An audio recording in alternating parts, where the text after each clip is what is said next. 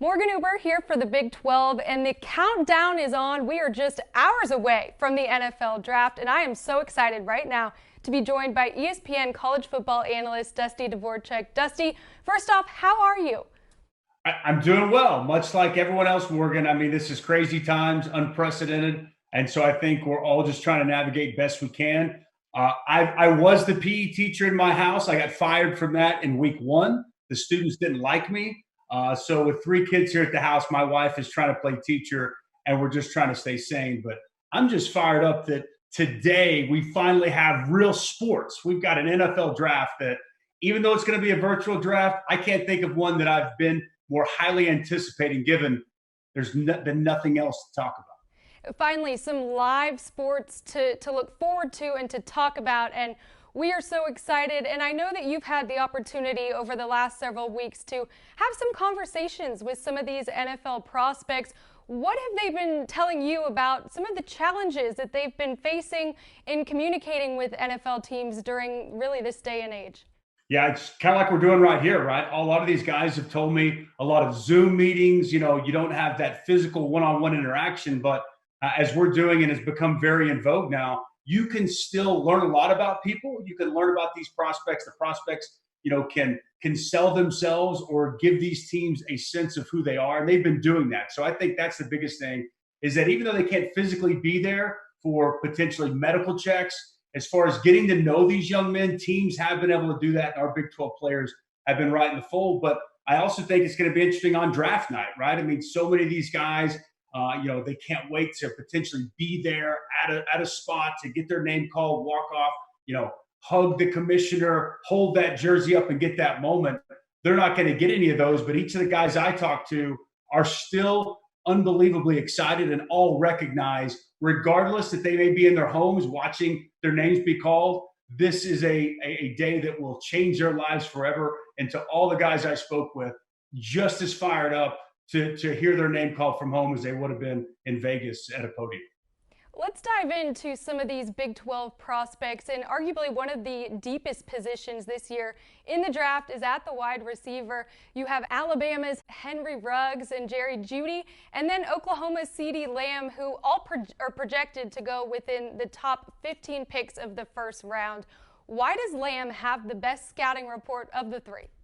Well, it's interesting because I think different people you talk to would be different. Some will have Judy, some will have CD. I think those two are the best, but this is a deep wide receiver core. But why I would put CD at the top of my list, it's his ability to make plays when the ball is in the air. His catch radius ability, his ability to control his body, I think are absolutely elite. And I can't think of anybody in college football this year when the ball was in his hands, what he did with it after the catch. I mean, a true game changer and playmaker, led college football in 40-plus yard receptions, averaged over 21 yards a catch. I think those elite traits, that playmaking ability, is going to have teams salivating early on in this first round. I look at a spot at the Jets at 11. They need a receiver. The Raiders at 12. I think that's when the run on wide receiver starts. And call me biased, but I think CeeDee Lamb is the name we should hear first as it relates to this star-studded wide receiver core. Another Sooner who Lamb had a great connection with, his quarterback, Jalen Hurts. He's listed as the sixth best quarterback in this NFL draft class. He could go anywhere. Some mock drafts are saying as early as the second round and as late as the fifth. However, with the changes that we're seeing in today's NFL offenses, utilizing more dual threat quarterbacks and them having success, how do you think that Hurts can outperform his NFL draft position? Well, it's interesting because coming into right around after the Senior Bowl and as we were getting ready for Indy, I called about four different teams to ask their evaluation on Jalen, and it ranged anywhere from a third round to a fifth round, kind of like you said. As we get closer and closer, I don't think this young man gets outside the second, and I think there's a lot of things that are leading us to that point. I think a couple are what you just alluded to is he's not Lamar Jackson. He doesn't play like Lamar Jackson, but the fact that the Ravens are willing to change what they do, change what's in vogue in the NFL, and build an offense around him, I think people around the league look at that saying, could we do that with a Jalen Hurts? I also think a guy like Taysom Hill in New Orleans, a guy that can do a lot of different things. If he's not ready to be the quarterback now, maybe use him in spots. Maybe he's a special package. Maybe he can add value to a team. And the fact that he's a phenomenal leader, the way he handled his business at Alabama, staying, waiting for his moment when given it, made the most of it, led him to an SEC title, and then working here at Oklahoma, being a runner-up for the Heisman. And look, he's flawed in areas as a passer, but he showed improvement on his deep ball, on his second-level throws, and we know he's a real weapon as a physical, violent runner. And it just feels as we get closer and closer, those traits and the intangibles, and the fact that he's a winner, Morgan, 38-4 in his career. It seems as if Jalen Hurts' stock is on the rise. And I don't know if I would take him with a second-round pick, but it sure seems as if these NFL teams, somebody's going to step up and grab him. Another leader for the Sooners on the other side of the ball defensively, Kenneth Murray, projected as a first-round pick as well. He lives in opposing backfields. What sets him apart from other pass rushers as a linebacker? Well, elite athlete, right? I mean, this guy can run. He's put that on display, ran a 4.5 240 at over 240 pounds, 38-inch vertical. The explosiveness there, and just pop in the tape. He's a sideline-to-sideline type of player. It's interesting the way you asked that question. I haven't heard enough people talking about his ability as a pass rusher. I think he was underutilized outside at the line of scrimmage, because when he got to Oklahoma, he had never played second-level linebacker. He was thrust into the spot with some injuries, and he's gotten much better each and every year. But I do think he adds value at the line of scrimmage, the ability to bend the edge, quick, tight hands, and that explosiveness from a get-off. But really, when I look at Kenneth Murray, I think he's a second-level backer that you can move around, times up his blitzes very well, and he plays on the other side of the football, as we saw all throughout the season. So when I look at Kenneth Murray, athletic, great leader as well. We're going to continue to hear those things. But I had a team tell me the best individual interviews they've ever done was with Kenneth Murray this year after the combine in Indianapolis. So to me, Kenneth Murray, a guy that's gotten better and better and better, put out some great tape. I just don't see him falling outside of the first round. Somebody's going to step up in the 20s and grab the Oklahoma linebacker.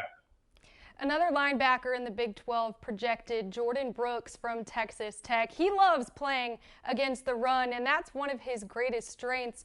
What do you think that he can really bring to the NFL, to a team's rush defense? This dude's a tackling machine, right? We're talking about a 4-year starter there in Lubbock, made some type of all-conference team every single year, and I just think he's got instincts, man. I mean, this guy knows what's coming, understands blocking schemes, takes great angles to the football, and he's a sure tackler. And in a world that we live in college and NFL football, where there's bad tacklers all over the place, Jordan Brooks is not one of those guys. Really bursts onto the, every year he's been putting it out there, but this year, over 100 tackles, 20 tackles for loss on All-American teams, all Big 12 teams. I think he finally garnered the appreciation and respect that he deserves. And I was surprised. He's thick build. He's kind of compact, 6 foot 240. He ran a 4.54. I didn't expect him to run that well. I think that's only going to help him. And if you're a team in need of a true second-level linebacker that's going to make tackles against the run game and on the other side of the football, Jordan Brooks in round 2 has got to be a name that's on your draft board. Shifting gears to the secondary, TCU's Jeff Gladney has forced more incompletions on the third down compared to any other cornerback in this draft class. What allows for him to be so effective in those big moments? Gary Patterson's defense, man. This is what Gary does. He is a typical TCU defensive player in my estimation. He's tough, he's physical, and he's not going to give an inch. And that's a great stat that you bring up on third down. The one thing to me watching Jeff Gladney that he's outstanding at the line of scrimmage, press coverage, getting his hands on the receiver and interrupting his route and then kind of becoming in control. Also does an outstanding job anticipating what's coming. So you think about third down throws, a lot of quick throws, balls coming out fast underneath. He's going man-to-man. He's going to lock you down from Jump Street, and he is going to with all the corners in this upcoming draft, I would say he makes more competitive plays on the football than anybody. 27 pass breakups over the last 2 years, but his ability at the line of scrimmage with his hands, with that punch, I think allows him to be in better position on those third down situations. Let's face it, third down is money down And my man Jeff Gladney, he's going to be seeing some money come tonight. Another product of Gary Patterson's defense, Ross Blacklock, a defensive tackle. How do you think, knowing the position very well yourself, having played nose tackle in the NFL, how can he really add some versatility to a defensive front? Well, because he's done a little bit of both. You know, he's 6'3", 290. I like the speed, ran a 4.9 40. I think he's more of a one-gap defender, but at TCU, they do a lot of two-gapping. So he's well-versed in both. So when you talk about versatility, which schemes can you play in? Is it a 4-3, up-the-field gap defense?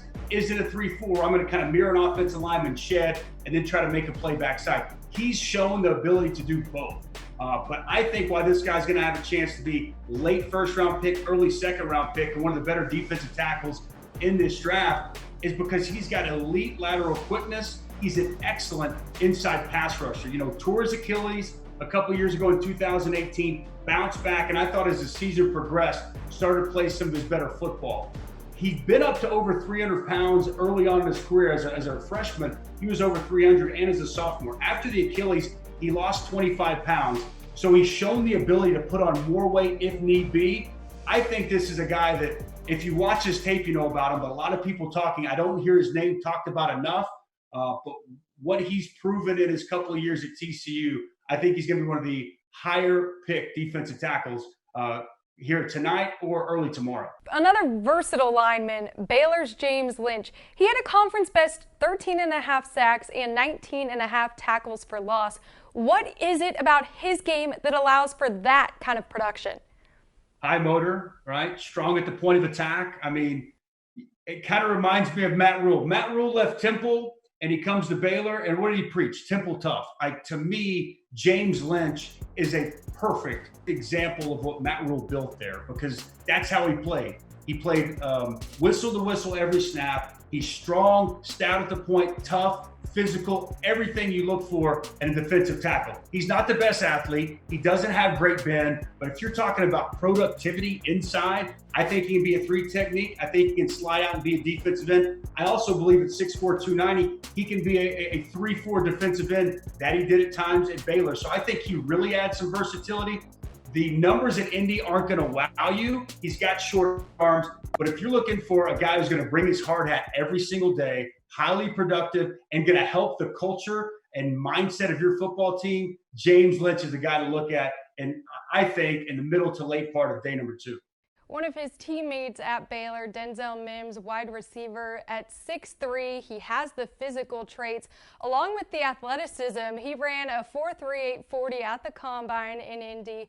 How do you think that combination of the physical with the athleticism is really going to translate well for him at the next level?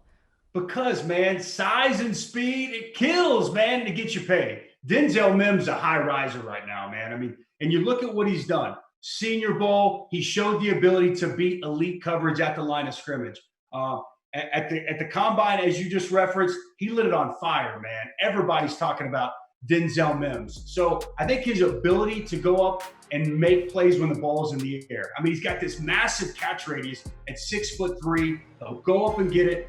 Won the 200, I think, as a junior in the state of Texas. That shows you the elite speed. But down the field, the ability to go up and get the ball, keep his feet in bounds, I think that is what sets him apart. And that's where you utilize that skill set. Deep balls, go routes, size, speed in the red zone, jump balls, 50-50 balls. That's where Denzel Mims is going to be extremely valuable. He had some drop issues. He's going to have to work on that at the next level. But I've heard some scouts say this might be, when it's all said and done, the best receiver of this draft. And that's high praise considering, let me say, CC 6 or even 7 receivers taken tonight.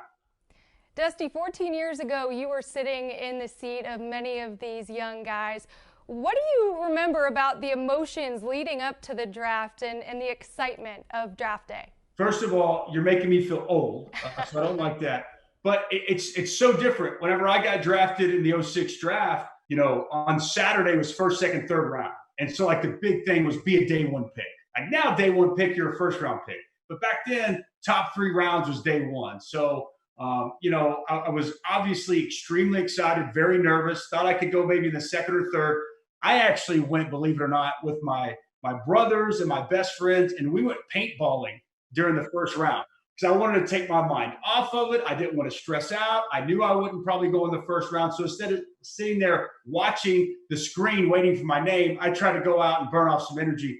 Then I went back to my house and my family at my mom's house. We had a little party, and I thought I'd go in the second, and I didn't. So I got frustrated. But any frustrations were completely alleviated at pick 73 when Lovie Smith picked up the phone, gave me a call, and truly, Morgan, made every one of my childhood dreams a reality. Life-changing moment for a lot of these young men and their families. It was for me 14 years ago. And as great as it's going to be to pick apart who fits where, what's the right guys, who did this, those things for these kids, their families, the monetary value, but also just the personal success. A lot of these guys have had goals to get to this point their entire lives. Tonight, that becomes reality. And that, to me, that's awesome. And that's what makes the NFL draft so much fun to cover, and looking back, so much fun to have had a chance to go through it.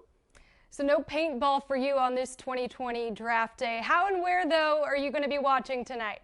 Well, I'm going to be sitting on my couch. My sons are starting to really get into football. I got an 8 and a 10-year-old, and we're already talking up a bunch of draft talk. So we're going to sit there, hash it out, and talk about it. In the second and third round tomorrow, I'm actually going to be on Sirius Radio from 6 to midnight, breaking down all these picks and various things. So tonight, I kind of get to chill, sit back, and make my own notes. And tomorrow night, I'll have a hot mic going as I'm talking about the first 3 rounds of this draft.